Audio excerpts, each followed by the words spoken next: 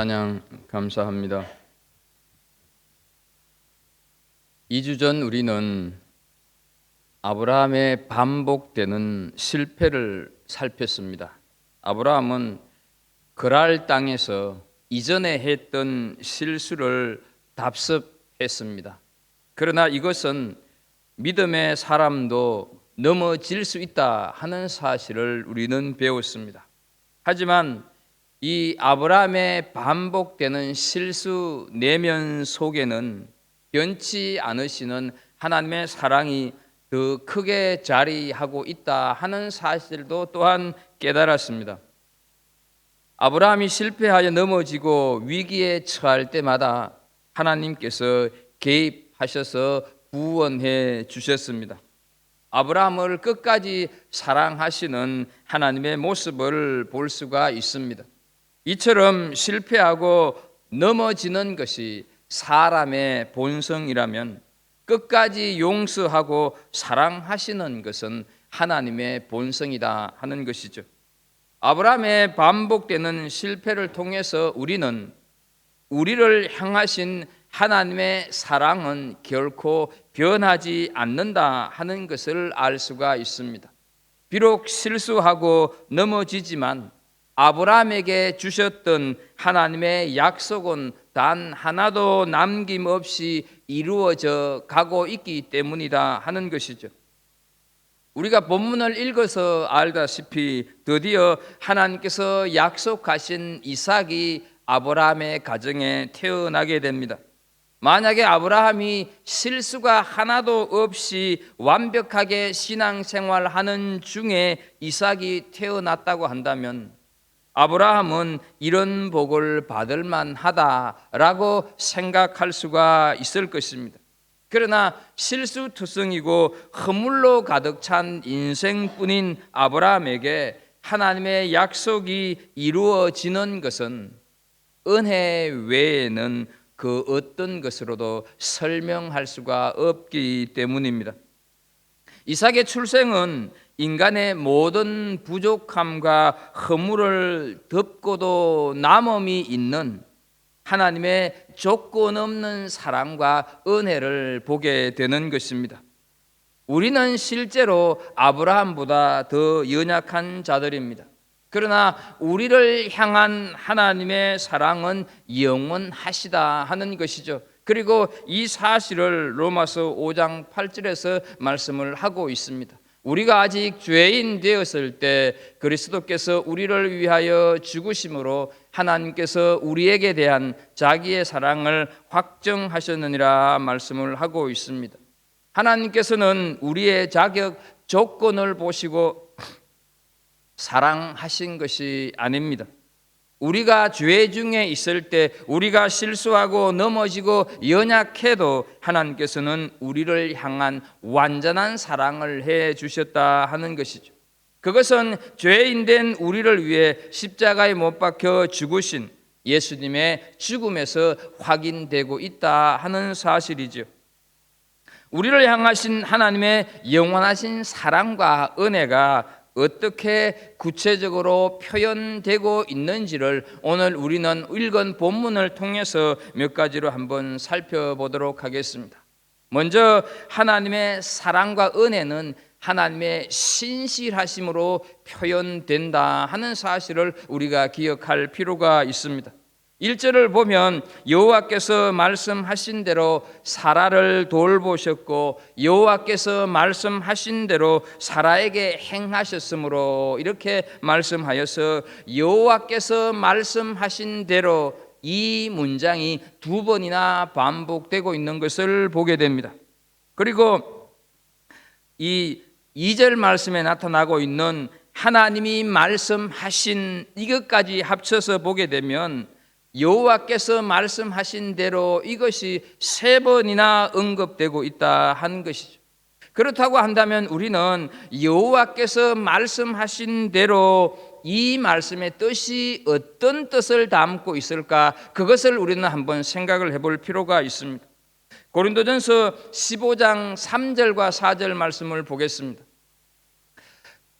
이는 성경대로 그리스도께서 우리 죄를 위하여 죽으시고 장사 지낸 바 되셨다가 성경대로 사흘 만에 다시 살아나사 이렇게 말씀을 하십니다. 예수님의 부활을 말씀하시면서 예수님께서는 성경대로 태어나시고 성경대로 고난받으시고 죽으시고 다시금 부활하셨다, 다시금 성천하셨다, 성경대로 다 모든 것들을 하셨다, 이렇게 말씀을 하시는 것이죠. 그래서 여호와께서 말씀하신 대로 이것은 곧 성경대로 행하신, 성경에 말씀하신 그대로 이루신 이런 뜻을 가지고 있다 하는 것이죠. 하나님께서 그 말씀하신 그대로 행하시는 아주 신실한 분이시다 하는 것을 강조하고 있는 것이 바로 여호와께서 말씀하신 대로 그 속에 숨어 있다 하는 것이죠. 하나님께서는 시건치 아니하시며 변치 아니하시는 분입니다. 하나님의 말씀은 상황과 처지에 따라 바뀌어지지 않는다 하는 사실입니다. 오히려 변함없인 하나님의 말씀에 따라서 상황과 처지가 바뀌는 것입니다. 사람이 보기에는 전혀 가능성이 없어 보여도 인간의 상식으로는 맞지 않는 것 같아도 하나님의 말씀하신 대로 이삭이 태어났다 하는 것이죠. 하나님의 신실하심을 보여주시는 것입니다. 하나님은 말씀이십니다. 빛이 있으라 하나님이 말씀하시니 이 땅에 그 하나님의 말씀대로 빛이 임했던 것처럼, 또한 요한복음 1장 1절 말씀을 보게 되면 태초에 말씀이 계시니라, 이 말씀이 하나님과 함께 계셨으니 이 말씀은 곧 하나님이시니라, 이렇게 하신 그대로 그 하나님 그 말씀이 요한복음 1장 14절에서 보게 되면 말씀이 육신이 되어 우리 가운데 거하심에 우리가 그의 영광을 보니 아버지의 독생자의 영광이요 은혜와 진리가 충만하더라, 이렇게 하였어요. 우리는 성육신 하신 예수 그리스도를 신앙생활을 통해서 경험하고 있습니다. 그 예수님께서 이 땅에 오셔서 말씀을 하셨습니다. 그 말씀이 이 땅에서 이루어지는 것을 우리로 하여금 보게 하셨고, 그 이루어진 말씀을 통해서 우리 또한 믿음에 이르게 하시고, 우리 또한 그 말씀을 살아냄으로 말미암아 이 땅에 하나님을 모르는 사람들에게 우리를 진리를 전하는 사람들로 사용하고 계신다 하는 것이죠. 그러므로 우리는 하나님의 말씀만 붙들어야 하는 줄로 믿습니다. 아들을 낳을 것이라고 천사의 말을 들은 마리아가 어떻게 그런 일이 있을 수가 있느냐 하고 물었을 때 천사가 마리아에게 하는 말이 누가복음 1장 37절에서 기록하고 있습니다. 대저 하나님의 모든 말씀은 능하지 못하심이 없느니라 말씀을 하고 있습니다. 하나님에게는 불가능이 없는 줄로 믿습니다. 하나님의 모든 말씀에는 능치 못함이 없는 줄로 믿습니다. 그래서 하나님께서는 신실하실 수밖에 없고, 그래서 하나님께서는 우리에게 신실하심으로 은혜와 사랑을 베풀어 주신다 하는 것이죠. 사랑하는 우리 성도 여러분, 우리의 지식과 나를 의지하지 않기를 축복합니다. 사람을 의지하고 환경을 의지하지 않기를 축복합니다. 오직 하나님의 신실하심을 신뢰하면서 말씀을 붙잡는 은혜가 있기를 축복합니다.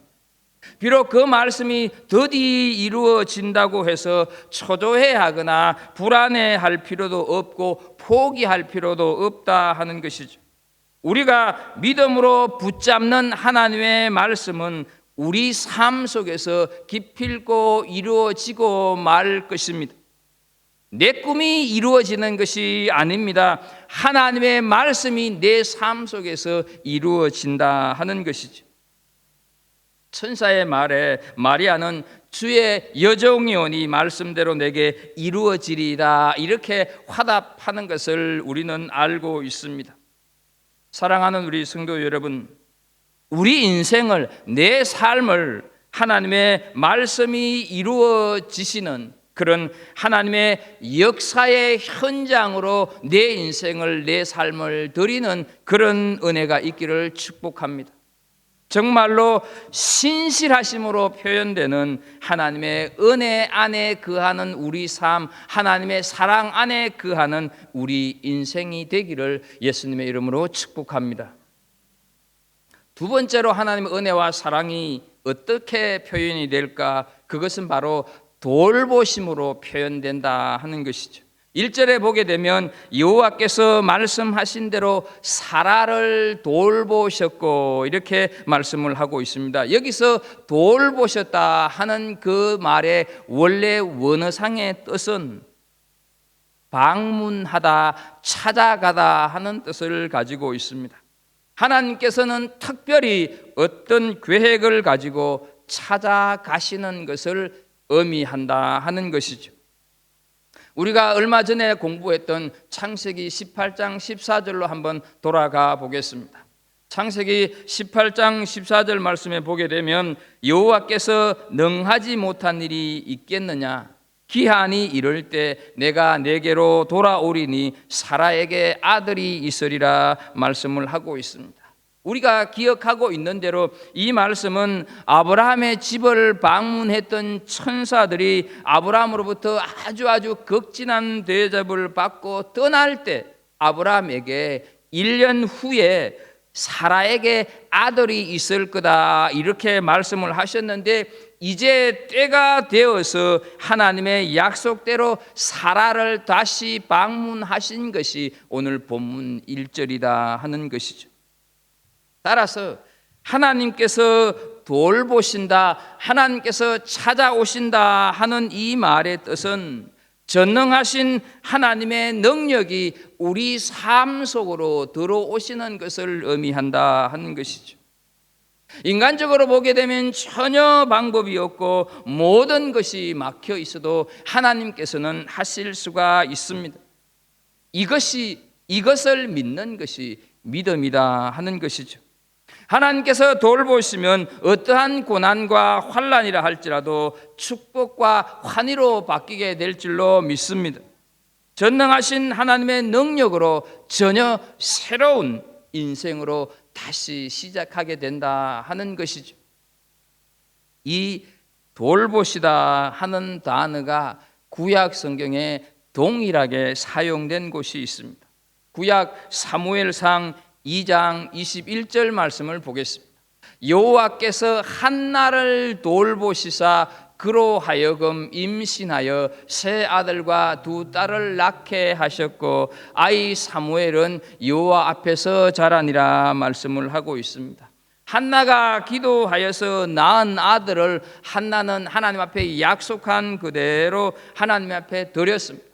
그러자 한나의 모든 형편을 익히 알고 계시는 하나님께서 한나를 돌보셨다는 것이죠. 한나를 찾아오셨고 한나를 방문하여서 사무엘 대신 어떻습니까? 자녀를 주심으로 인하여서 자녀가 없었던 그 서러움을 다 어루만져 주고 계신다 하는 것이죠.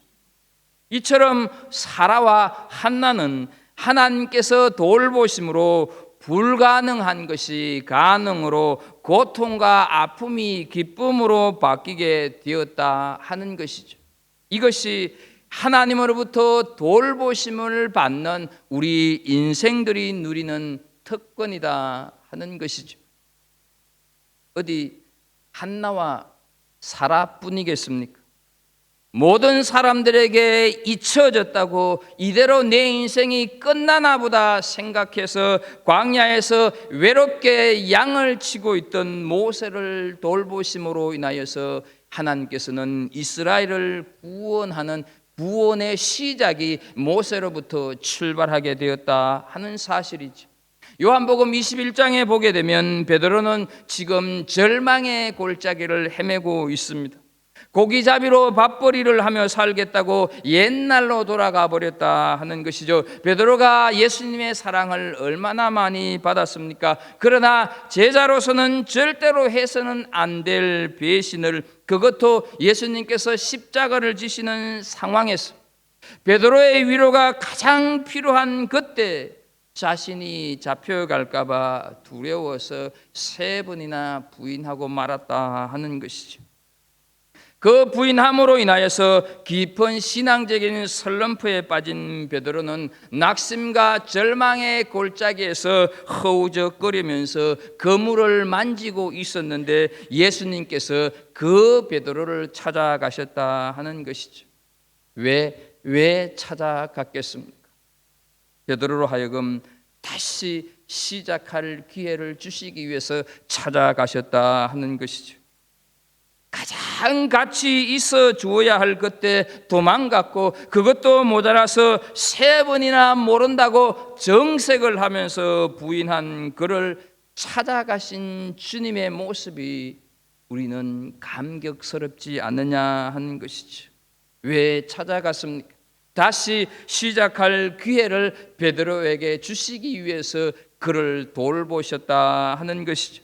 특히 요한복음 21장 15절 이후에 보게 되면 사랑하느냐고 몇 번이나 물으시면서 사랑하는데 왜 도망을 갔니? 사랑을 하는데 왜 부인했고 사랑을 하는데 왜 배신을 했느냐? 책망 한 번 하지 않고 단 한 번도 베드로를 다그치지 않고 내 어린 양을 먹이라고 치라고 그리고 먹이라고 이렇게 베드로에게 말씀하고 계실 분, 베드로의 지나친 과거에 대해서는 단 한마디도 덜추지 않고 있다 하는 것이죠.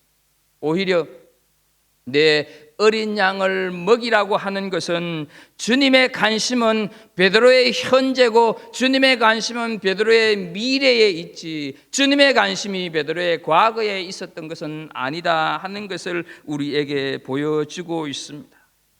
시리에 빠져있던 베드로에게 다시 시작하실 기회를 주시기 위하여서 예수님께서는 베드로를 찾아가셨고 예수님께서는 베드로를 돌보셨고 그래서 베드로는 다시 시작할 수가 있었고 그래서 베드로는 물론 제자들을 통해서 복음이 온 세상으로 퍼지게 되고 우리 역시 예수 그리스도를 알게 되고 이 세상은 하나님의 구원을 보게 되었다 하는 것이죠. 사랑하는 우리 성도 여러분, 행여 시리에 빠져 있고 실패로 인한 부끄러움에 놓여 있습니까? 말할 수 없는 죄악으로 고통에 몸부림치고 있습니까? 우리 주님이 지금 찾아오실 시간, 우리 주님이 돌보실 시간이다 하는 사실을 믿으십시오. 그래서 시편 50편 15절 말씀에 보게 되면 환난 날에 나를 부르라 내가 너를 건지리니 네가 나를 영화롭게 하리로다 말씀을 하신 것처럼 우리를 복되게 하실 것입니다. 인생을 복되게 하는 길은 다른 길이 있는 것이 아닙니다. 인생을 복되게 하는 길은 하나님께서 우리를 돌보시는 것, 하나님께서 나를 찾아오시는 것, 하나님께서 나를 만나 주시는 것, 그 돌보심, 그 찾아오심, 그것이 바로 하나님이 우리에게 베풀어 주시는 은혜다 하는 것이죠. 이 찾아오심의 사랑과 은혜가 우리에게 있어서 불가능을 가능케 하고 우리가 붙잡은 말씀대로 이루어가는 그런 인생을 사는 은혜가 있기를 축복합니다. 세 번째로 하나님의 은혜와 사랑은 가장 알맞은 때에 역사하시는 것으로 표현이 된다 하는 것을 기억하십시오.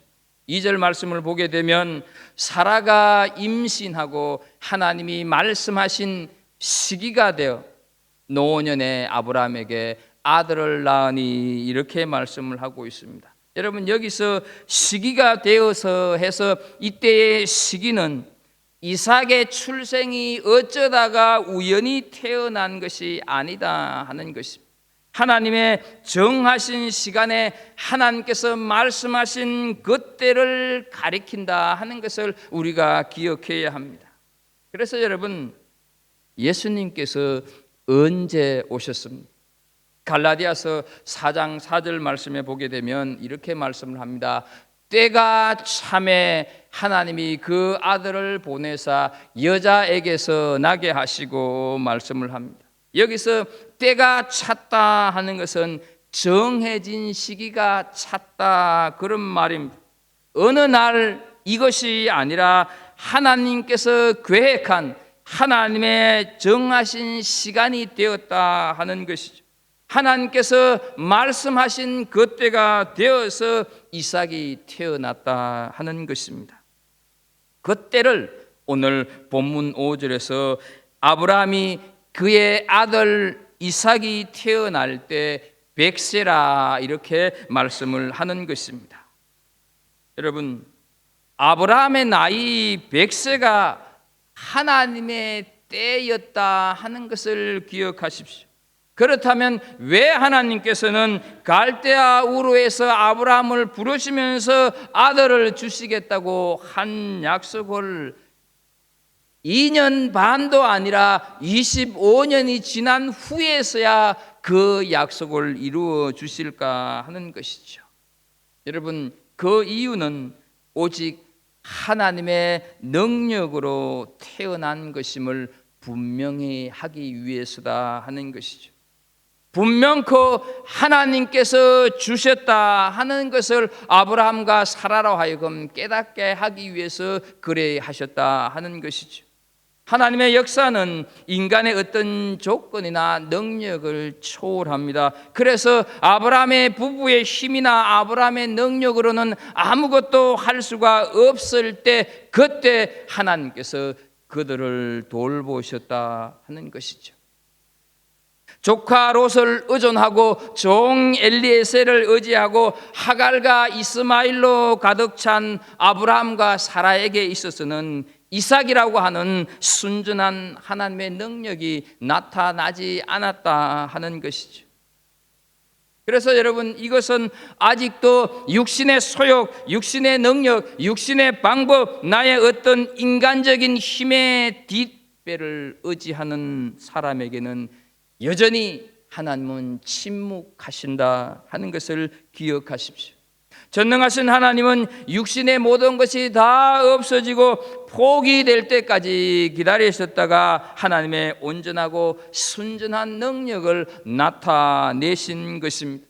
우리의 모든 생각과 방법 그리고 계획을 포기하고 온전히 내려놓을 때 우리의 삶에 비로소 이삭은 찾아오는 것입니다. 오직 하나님의 그 능력, 그것만 바라보고 신뢰할 때까지 하나님께서는 기다리신다 하는 것이죠. 그래서 여러분, 우리는 내 모든 인생의 초점과 역사의 스케줄을 하나님의 정한 시간에 맞춰야 하는 것입니다. 내가 급한 것이 중요한 것이 아닙니다. 이 세상의 모든 역사, 내 인생의 모든 것들은 하나님께서 정한 타임 스케줄에 따라서 흘러가고 있는 줄 믿습니다. 우리가 당면한 이 시대의 문제도, 우리가 당면한 이 코로나 팬데믹의 문제도, 우리가 기도는 반드시 해야 하겠지만 하나님의 시기가 있는 것입니다. 각 인생마다, 각 교회마다, 각 시대마다 하나님께서 정한 시기, 때가 있다 하는 것이죠. 그래서 그 정한 시기, 그 때가 바로 때가 참회라고 하는 단어 속에 숨어 있는 뜻이 되는 것입니다.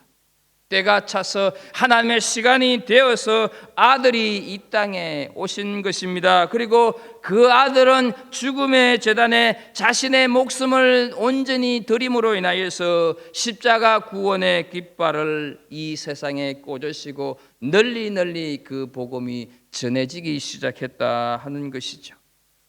이처럼 우리 인간에게는 이런 인간의 시간이 아니라 하나님께서 이루시는 하나님의 시간이 있다고 하는 사실을 우리는 한시도 잊어서는 안 되는 것입니다.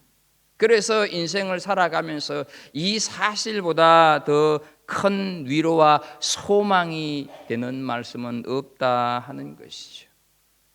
사랑하는 우리 성도 여러분, 우리 성전의 이전도 하나님의 시간이 있고 하나님의 때가 있다고 하는 것을 요즘 많이 느낍니다.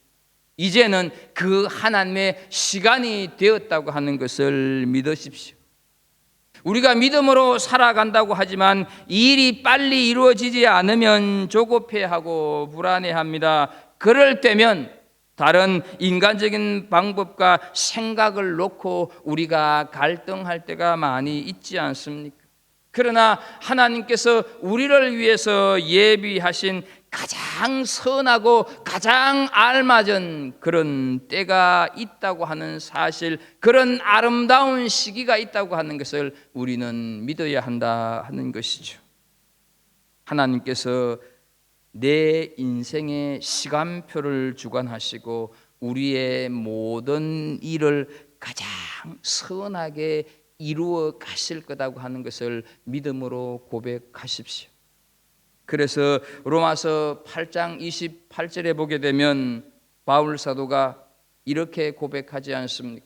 우리가 알거니와 하나님을 사랑하는 자 곧 그의 뜻대로 부르심을 입은 자들에게는 모든 것이 합력하여 선을 이루느니라.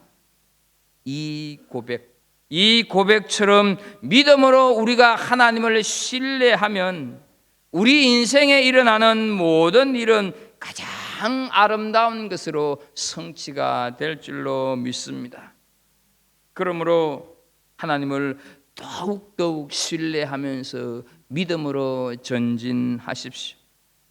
예수님께서는 분명코 우리에게 길이요 진리라고 하여서 흔들리는 이 세상 속에, 흔들리는 내 인생 속에 예수님 스스로 당신을 가리켜서 길이라고 말씀을 하셨습니다. 그래서 우리 그리스도인들은 살아가는 삶 그 자체가 바로 길을 내는 사람들이라고 하는 것을 기억하십시오.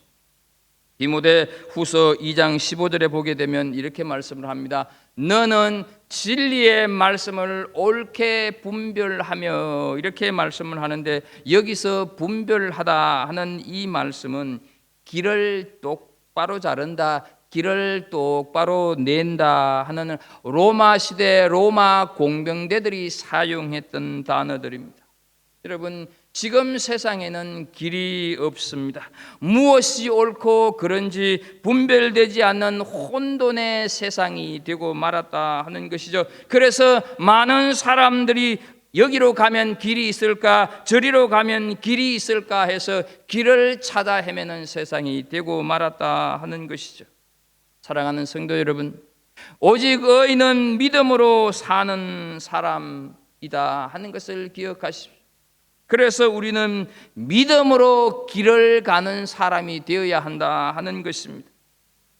우리는 세상의 돈, 명예, 권력 이런 것으로 살아가는 사람들이 아닙니다. 하나님의 때, 그리고 하나님의 시기를 바라보면서 온전한 믿음으로 믿음의 길을 가는 사람들이 되기를 간절히 축원합니다. 이제 말씀을 정리하면서 여호와께서 말씀하신 대로 돌보시고 시기가 되어서 이삭이 태어난 아브라함의 가정에 드디어 웃음이 찾아왔습니다. 그 웃음의 모습을 오늘 본문 6절에서 이렇게 기록하고 있습니다. 사라가 이르되 하나님이 나를 웃게 하시니 듣는 자가 다 나와 함께 웃으리로다 말씀을 하고 있습니다. 여러분, 아브라함이 낳은 그 아들 이름을 이삭이라고 지었습니다.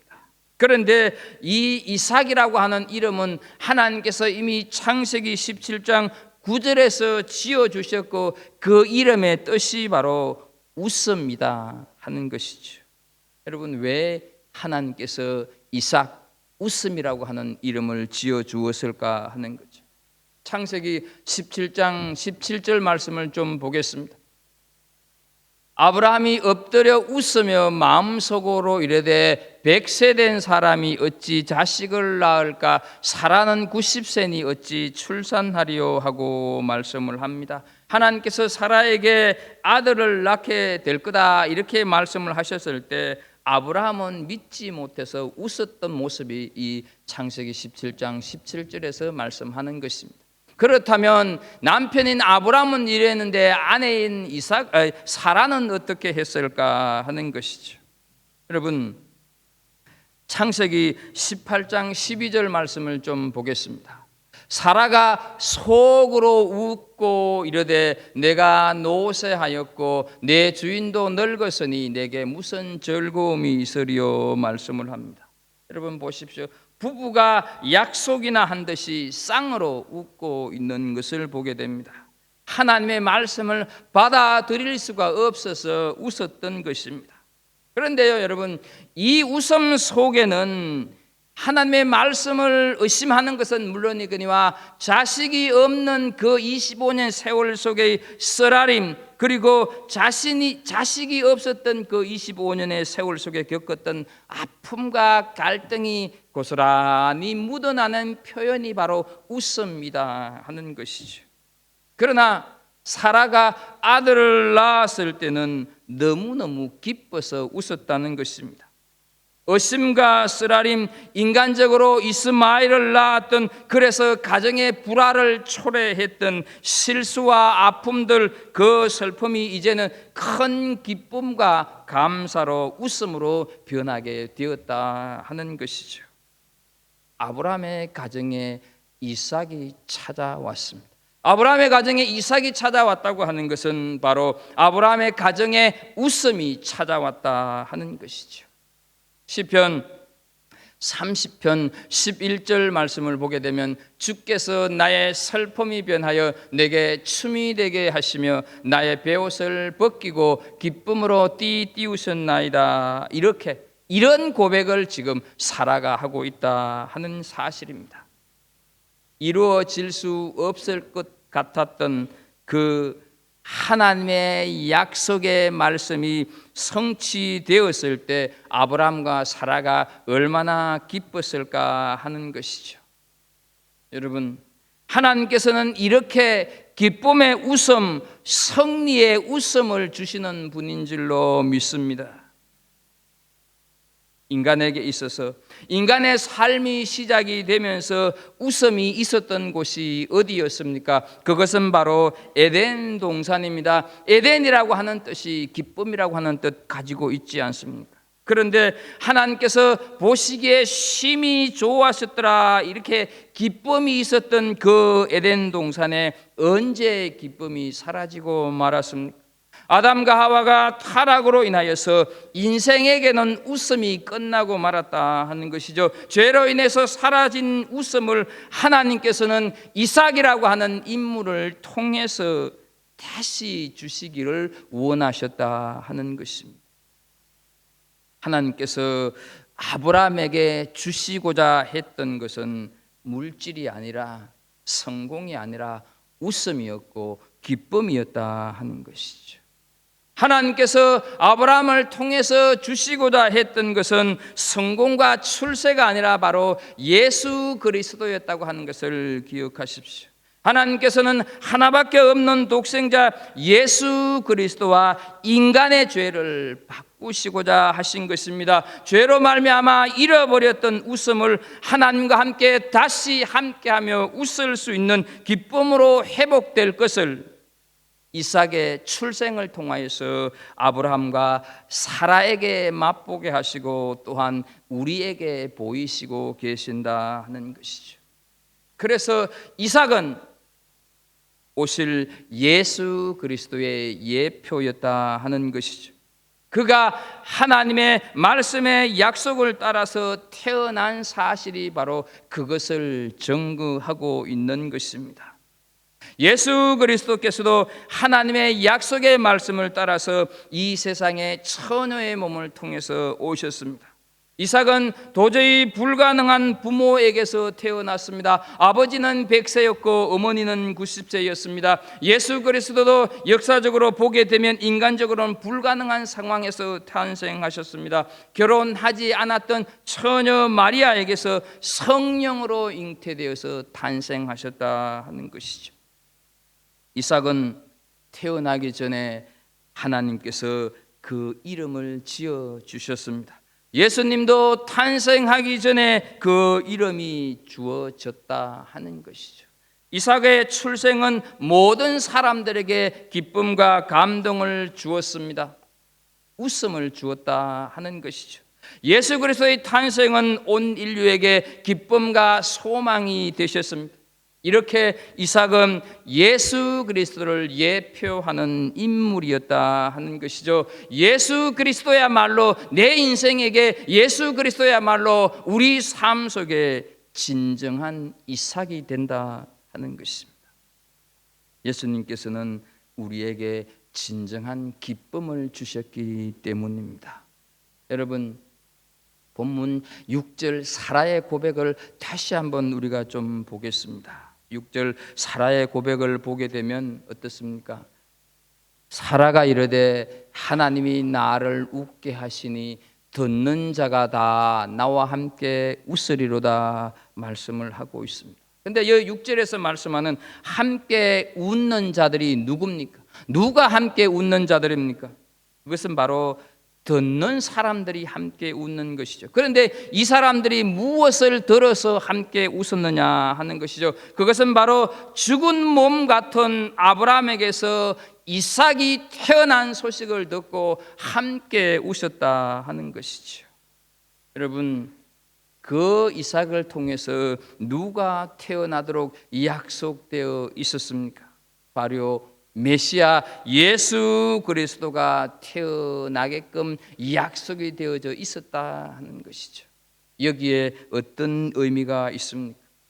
예수 그리스도의 복음을 듣는 자는 그가 누구든지 다 웃게 된다 하는 뜻 아니겠습니까? 하나님께서는 그 인생을 웃게 하십니다. 죄로 말미암아 슬픔과 분노와 살인으로 웃음을 잃어버린 오늘날 우리들에게, 오늘날 인생을 살아가는 모든 사람들에게 예수 그리스도로 말미암아서, 십자가의 죽으심으로 말미암아서 인생들에게 끊어진 그 웃음을 다시 회복시켰다 하는 것이죠. 그래서 이 복된 소식을 듣는 자마다 웃게 하십니다. 구원 얻은 성도는 기뻐하지 않을 수 없는 것입니다. 예수 그리스도는 구원받은 모든 자에게 진정한 기쁨과 웃음이 되기에 충분한, 예수 그리스도는 구원받아야 할 인생들에게 진정 웃음과 기쁨이 되기에 필요 충분하다 하는 것이죠. 하나님의 사랑과 은혜는 신실하심이라는 것으로 표현되고 있습니다. 하나님의 은혜와 사랑은 돌보심으로 표현이 된다 하는 것을 기억하십시오. 하나님의 은혜와 사랑은 가장 알만한 시기에 표현되어서 우리 인생을 웃음으로 기쁨으로 이끄신다 하는 것을 기억하십시오. 그래서 우리는 은혜가 아니면 살 수가 없는 사람들 기억하면서 이 사랑과 은혜로 살아가는 복된 성도들이 되기를 예수님의 이름으로 축복합니다. 하나님 아버지, 이삭의 출생을 통하여서 오늘 우리들에게 주시는 하나님의 그 사랑과 은혜, 신실하심과 돌보심과 우리 인생에 꼭 맞는 시기로 하나님의 은혜와 사랑이 표현된다고 하는 것을 깨닫습니다. 하나님, 예수 그리스도로 인하여서 내 개인의 인생에 웃음과 기쁨이 차고 넘치기를 소원합니다.